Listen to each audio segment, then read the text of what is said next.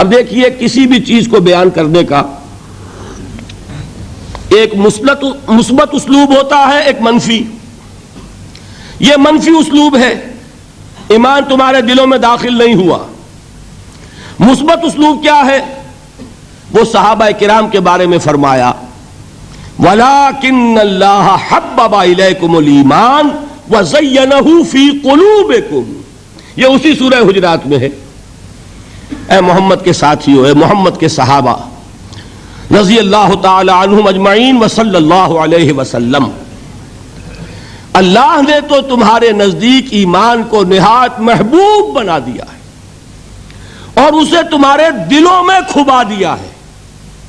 تو صحابہ کا ایمان کیا تھا؟ وہ ایمان صرف زبانی اقرار نہیں تھا بلکہ دلوں میں کھب گیا تھا. اور کچھ لوگ ایسے تھے جن کے بارے میں یہاں گفتگو ہو رہی ہے کہ ان کی زبانوں پر تو تھا، دلوں میں ابھی داخل نہیں ہوا تھا. ان سے کہا گیا اپنے آپ کو مسلمان کہہ سکتے ہو، مومن نہیں. اب یہاں سے بات سمجھ لیجئے، یہ میں نے کل آپ کو بتا دیا تھا ایمان کے 2 درجے. اس آیت کے حوالے سے اب اس کو اچھی طرح ذہن نشین آپ نے کر لیا. اب آئیے بحث عمل کی. اور میں یہاں آپ کے سامنے ایک بات رکھنا چاہتا ہوں، شاید آپ چونکیں بھی پریشان بھی ہو جائیں، لیکن انشاءاللہ وہ پریشانی جلدی رفع بھی ہو جائے گی. دیکھیے ہمارے جو اسلاف ہیں، صحابہ کرام کے بعد ائمہ، یہ ہمارے اسلاف میں چوٹی میں ہیں. ان اسلاف میں، ان ائمہ میں 2 بنیادی قسمیں ہیں، ایک محدثین اور ایک فقہاء. محدثین ان کا کام کیا تھا؟ قرآن تو اللہ نے خود جمع کر دیا تھا، میں پہلے دن بیان کر چکا ہوں حضور کے سیرہ مبارک میں. حضور نے صحابہ کو اسی ترتیب سے قرآن پڑھا دیا اور سینکڑوں صحابہ نے یاد کر لیا. پھر جو کمی اگر رہ گئی تھی کتابی شکل میں حضرت ابو بکر لے آئے.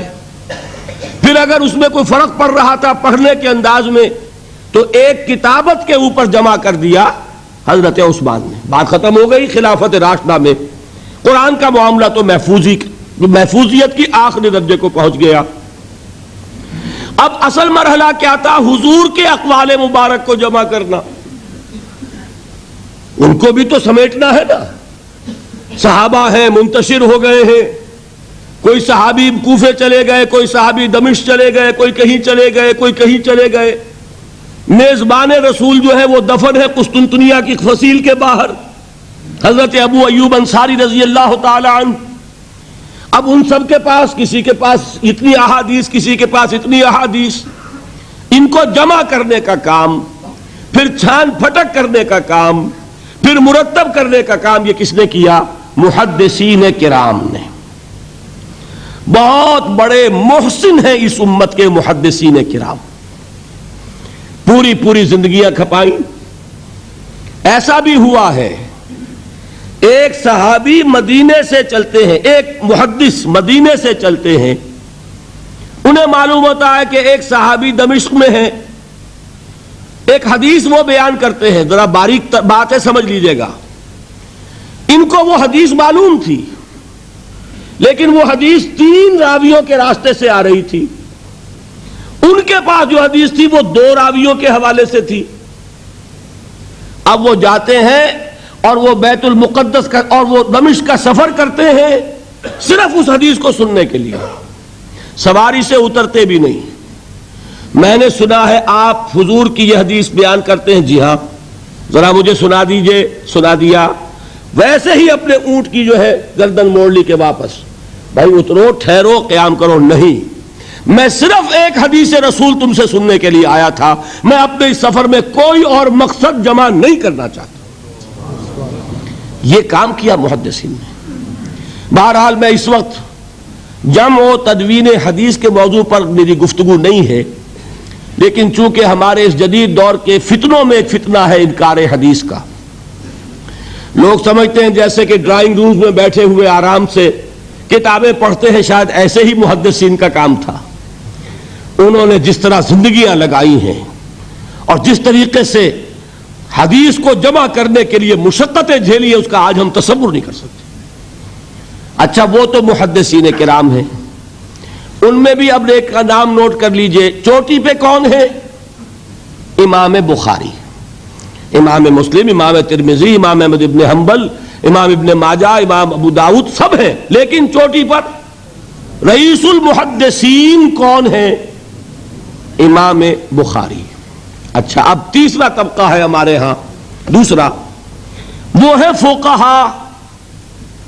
قرآن بھی جمع ہو گیا، حدیث بھی آ گئی، اب اس سے احکام نکالنے بھی تو ہے نا، استدلال کرنا ہے، حدیثوں کو جوڑنا ہے، قرآن کے ساتھ ان کا ربط تلاش کرنا ہے، اور پھر کوئی حکم تلاش کرنا ہے، اجتہاد کرنا ہے۔ یہ کام جنہوں نے کیا انہیں ہم کیا کہتے ہیں؟ فقہائے کرام۔ اور ان میں بہرحال جو لوگ یہاں جمع ہیں، مجھے یقین ہے کہ وہ اس بات کو تسلیم کرتے ہوں گے کہ ان میں چوٹی پر ہیں امام ابو حنیفہ رحمۃ اللہ علیہ، امام اعظم۔ ٹھیک ہے، کسی کی رائے ذرا مختلف بھی ہو سکتی ہے، کوئی شافعی مسلک کا ہے تو امام شافعی کو بہرحال وہ اونچا درجہ دے گا، مالکی مسلک کا ہے تو امام مالک سے اسے زیادہ نسبت ہے، لیکن واقعہ یہ ہے پوری دنیا نے تسلیم کیا ہے کہ قانون کا جتنا سینس امام ابو حنیفہ کو ہے، قانون ایک علیحدہ شے ہے، اخلاقیات علیحدہ چیز ہیں، ایک شے کا اخلاقی تقاضا کچھ اور ہے، قانونی تقاضا کچھ اور ہے۔ آپ کو کسی نے تھپڑ مارا، اخلاقی تقاضا کیا ہے؟ معاف کر دو بھائی، اور قانونی تقاضا کیا ہے؟ جوابی تھپڑ رسید کرو، اس لیے کہ اگر یہ نہیں کرو گے تو اس کی ہمت افزائی ہوگی، یہ کسی اور کو بھی تھپڑ مارے گا۔ قانون کا تقاضا یہ ہے، السن بالسن، دانت کا بدلہ دانت، والرجل بالرجل، کان کا بدلہ کان، قانون یہ ہے۔ اور اخلاق کا تقاضا کیا ہے؟ وَإِن تَعْفُوا وَتَصْفَحُوا وَتَغْفِرُوا، اگر تم بخش دو، معاف کر دیا کرو، لوگوں سے درگزر کیا کرو، فَإِنَّ اللَّهَ غَفُورٌ الرَّحِيمٌ، تو اللہ بھی تو غفور الرحیم ہے۔ تقاضے متضاد ہو گئے کہ نہیں؟ کسی معاملے کے اخلاقی پہلو کو پر نظر رکھنا یہ اور مزاج ہوگا، اور کسی معاملے کے قانونی پہلو کی گہرائی میں اترنا یہ اور مزاج ہے۔ میں اپنا احساس عرض کر رہا ہوں، اور دنیا میں جو بات مانی گئی ہے کہ جس کا نام لیگل سینس ہے، قانون کا ایک فہم، اس میں دنیا کا کوئی شخص مقابلہ نہیں کر سکتا امام ابو حنیفہ کا۔